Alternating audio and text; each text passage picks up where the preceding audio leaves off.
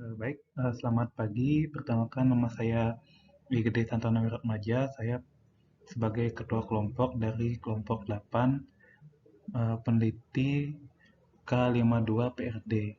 Nah, saya di sini sebagai perwakilan kelompok untuk mempresentasikan eh, tugas diskusi kami terkait dengan topik yang kami dapatkan, yaitu tentang teknik composting dengan metode Takakura. Nah, judul yang kami ambil yaitu mini composting dengan metode Takakura. Nah, berikut adalah anggota kelompok kami. Ya, yang pertama itu saya sendiri, NIM saya 1611910.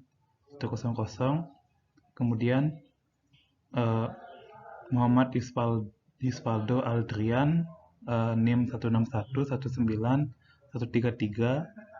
Kemudian Halimah, NIM 1611913, dan yang keempat adalah Astari Prabandani, NIM 161191049.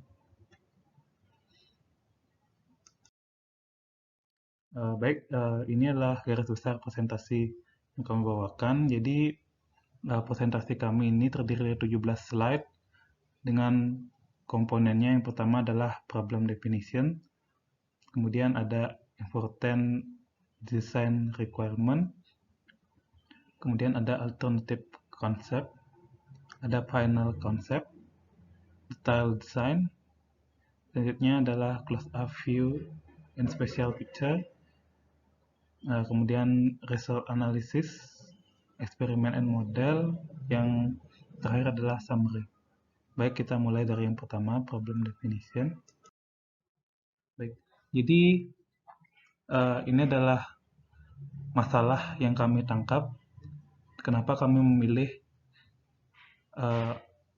metode Takakura ini untuk menyelesaikan masalah composting. Yang pertama itu adalah kami mengambil sebuah lingkup masalah itu dari masalah rumah tangga. Nah, kenapa? Karena masalah rumah tangga ini banyak menghasilkan sampah juga. Sampah yang dihasilkan itu terutama sampah organik dari sisa-sisa makanan yang dihasilkan oleh rumah tangga. Nah, jika sampah-sampah ini terkumpul, maka dia akan terakumulasi dengan jumlah yang sangat besar.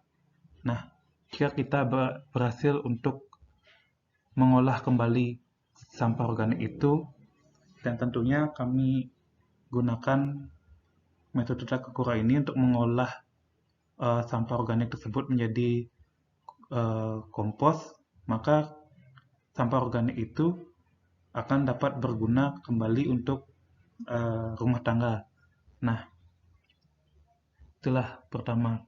Kemudian, sampah organik memiliki sifat mudah membusuk dan menghasilkan bau tak sedap. Ini merupakan salah satu polusi yang dapat ditimbulkan oleh sampah organik. Nah, karena sampah organik itu bahan utamanya adalah sama seperti material kehidupan, karbon, hidrogen, oksigen, nitrogen, dan sebagainya. Nah, itu membuatnya jika membusuk, itu terjadi proses fermentasi yang dilakukan oleh bakteri. Nah, dari proses fermentasi itu maka akan terjadi proses pembusukan yang menghasilkan bau yang tidak sedap. Nah, di sisi lain, yang tadi itu sampah organik masih memiliki kandungan nutrien, yang mana jika kita manfaatkan kandungan nutriennya tersebut, maka dapat bermanfaat sebagai pupuk. Nah, untuk itulah teknik Takakura composting ini dilakukan. Nah, kemudian tujuannya itu adalah pengolahan sampah dengan teknik composting. Pertama pasti untuk menghilangkan bau tidak sedap. Kemudian mendapatkan nutriennya dan kita mendapatkan pupuk yang kita inginkan. Nah, selanjutnya ini adalah design requirement yang menjadi acuan untuk desain produk yang kami buat. Pertama, desain itu maksudnya produk yang harus kita buat itu adalah produk yang mudah dibuat. Nah, mengapa? Karena dalam skala rumah tangga, uh, segala sesuatunya itu harus dibuat secara sederhana, sehingga semua semua keluarga di rumah itu dapat menerapkannya secara swadaya. Kemudian memiliki tingkat kekuatan yang baik. Nah, di sini artinya produk yang kita buat itu haruslah kuat dan tahan lama. Nah, sehingga dapat mengurangi waktu untuk pembuatan produk itu secara terus-menerus. Maksudnya, ketika produk itu rusak, maka kita harus membuatnya kembali. Nah, dengan produk yang tahan lama, maka kita tak perlu membuatnya itu secara terus-menerus seperti itu. Kemudian mudah digunakan. Ini juga berkaitan dengan yang pertama, mudah dibuat. Kemudian kapasitas penampung besar. Nah, kapasitas penampung besar ini karena sampah organik yang dihasilkan oleh rumah itu jumlahnya banyak, maka dengan kapasitas penampung yang besar ini diharapkan dapat menampung sampah organik perharinya untuk setiap rumah. Kemudian yang pastinya yang paling penting itu adalah murah. Di sini murah untuk dibuat. Selanjutnya. Nah, ini beberapa desain yang kami sempat diskusikan. Sebelum akhirnya kami mendapatkan satu buah desain yang paling efektif untuk menyelesaikan masalah-masalah yang tadi di awal kami sebutkan. Nah, yang pertama itu adalah konsep satu ini. Jadi kami menggunakan sebuah ember bekas cat sebagai wadahnya. Kemudian kami tambah arang, jerami, kemudian kardus, rangka, sisa makanan, kemudian jerami lagi, dan kita tambahkan EM4 sebagai fermenternya. Nah, untuk desain ini kami tidak pilih karena dia memiliki tingkat kesulitan, terutama untuk memperoleh EM4-nya. Nah, kemudian rangka dengan kardus ini membuatnya air-air dari hasil fermentasi ini merembes dan sehingga dapat mudah rusak, sehingga harus diulang untuk mengisi kardus ini. Itu menimbulkan kesulitan. Nah, selanjutnya, jadi konsep ini kamu tidak pilih. Nah, untuk selanjutnya, ini konsep kedua, kami menggunakan wadahnya sebagai dispenser bekas. Nah, dengan material yang sama yang terdapat itu arang, sekam, tanah, sisa makanan, kemudian di sini si busa sebagai penampung airnya, kemudian ada tanah lagi, sekam, sekian. Nah, di sini fermenternya adalah tanah, tapi sebagaimana kita tahu bahwa jika kita menggunakan dispenser bekas itu wadahnya lumayan sulit untuk didapatkan karena tidak semua keluarga memiliki dispenser bekas. Nah, jadi konsep ini tidak kami pilih. Nah, konsep yang kami pilih yaitu adalah konsep seperti ini. Hampir sama seperti konsep yang pertama, tapi kami tidak menggunakan kardus sebagai penyerap airnya. Tapi kami langsung menampung airnya itu keluar melalui sebuah wadah penampung yang di bawah ini. Nah, untuk tepatnya itu di sini ada arang juga, sekam, rangka, sisa makanan, sekam, penampung cairan, ember bekas cat, dan keran jalur keluar. Nah, di sini kami berdiskusi bahwa konsep ini paling mudah dibuat, murah juga karena menggunakan ember bekas. Kemudian di sini juga tahan lama karena materialnya kuat dan tidak ada kardus sebagai tempat perembesan air, sehingga tidak perlu mengisi ulang kardus tersebut atau menggantinya, maksud saya, mengganti kardus tersebut. Baik, selanjutnya ini detail desainnya. Nah, tinggi dari ember cat ini secara total adalah 22 cm. Kemudian dari wadah tutup ini dengan arang itu ada sekitar 3 cm tingginya.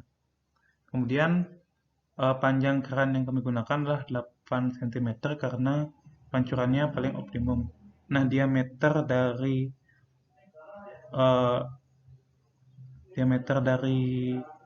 timba cat ini sekitar 19 cm. Kemudian untuk penampung makanan itu diameternya sekitar 17 cm dan tinggi untuk tempat penampungan sisa makanan ini sampah organiknya itu sekitar 14 cm. Nah, kemudian spesifikasi dari desain tersebut yang pertama adalah bahan wadahnya itu adalah polikarbonat. Kemudian beratnya sekitar 1 kg. Untuk tabung Takakura itu ada diameternya sekian, tinggi sekian secara total. Kemudian volumenya sekitar 25.000 cm3. Untuk penampung cairan itu ada sekitar 19 cm diameter, kemudian tingginya 5 cm dan volumenya sekitar 5.600 cm3. Kemudian tinggi sekam itu atas bawah, jadi tinggi sekam itu sekitar 2 cm,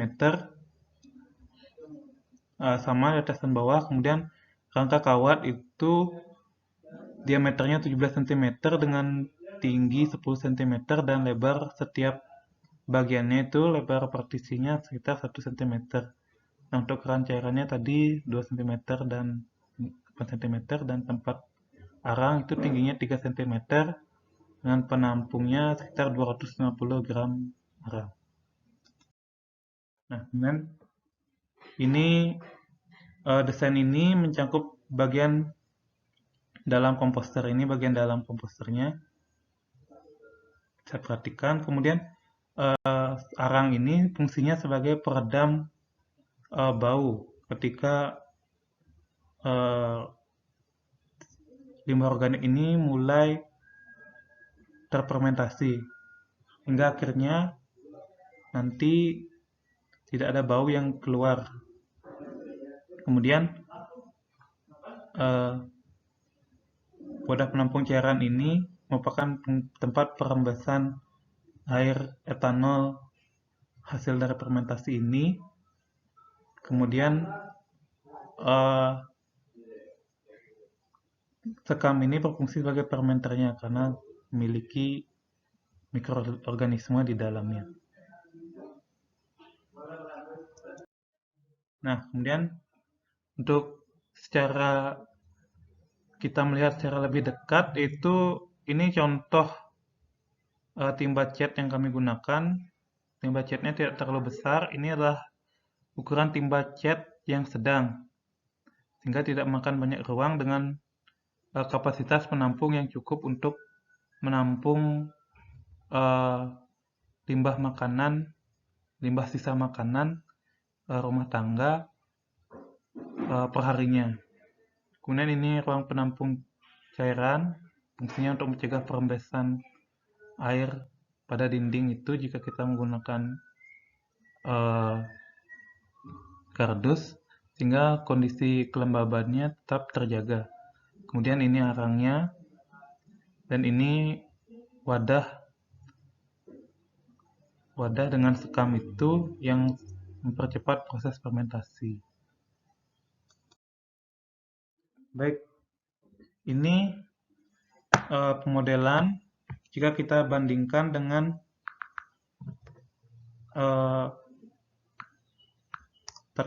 desain Takakura yang sudah ada. Jadi ini desain kami dan ini desain dari desain Takakura composting yang sudah ada, yang berdasarkan referensi yang kami cari. Nah, jadi di sini kami juga mengkaji tentang harga, kemudahan pembuatan, fungsi, efisiensi makanan, dan juga di sini ada sifat ramah lingkungannya. Nah, untuk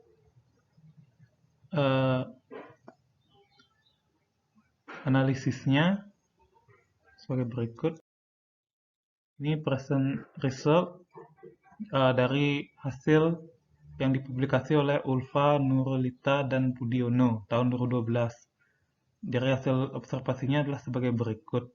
Nah, untuk campuran, itu campuran dari berbagai macam fermenter. Dia memiliki aroma seperti tanah hasil fermentasinya dengan warna kecoklatan. Kemudian dengan fermenter tape nanas menyerupai tanah dan hitam. Kemudian nasi basi digunakan sebagai fermenter berbau busuk hitam dan warnanya hitam agak hijauan. Menggunakan sludge berbau busuk dan berwarna hitam. Sedangkan kontrolnya itu tidak menggunakan fermenter, dia akan berbau busuk, tapi warnanya tidak berubah sama sekali. Nah, untuk jenis perlakuan keranjangnya ada campuran itu warnanya hancur seperti tanah dan kering. Kemudian ini dengan tape nanas, sampah keras belum hancur, basah dan sampah keras masih utuh jika menggunakan dengan sludge. Dengan nasi basi keras belum hancur dan sampah masih basah. Sedangkan kontrol itu hancur seperti tanah tapi bentuk butiran yang kering. Nah, untuk rata-rata waktu pengumpusan yaitu untuk campuran sekitar 14 hari, tape nanas sekitar 12,5 hari dan nasi basi 8 hari, sludge 9,5 hari dan kontrol sekitar 9 hari. Nah, hasil yang kami dapat, hasil dari proses composting kami kira-kira akan sama menyesuai dengan proses dari composting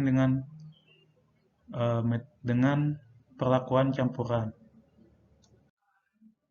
Jadi kesimpulannya ukuran keranjang Takakura yang kecil sangat cocok untuk dijadikan media composting di rumah karena kita melihat dari efisiensi dan kemudahan yang bisa digunakan. Nah, untuk ukuran yang walaupun ukuran ini kecil tapi dari desain yang kami buat itu ukuran dari hasil volume yang tadi diperhitungkan itu dapat untuk menampung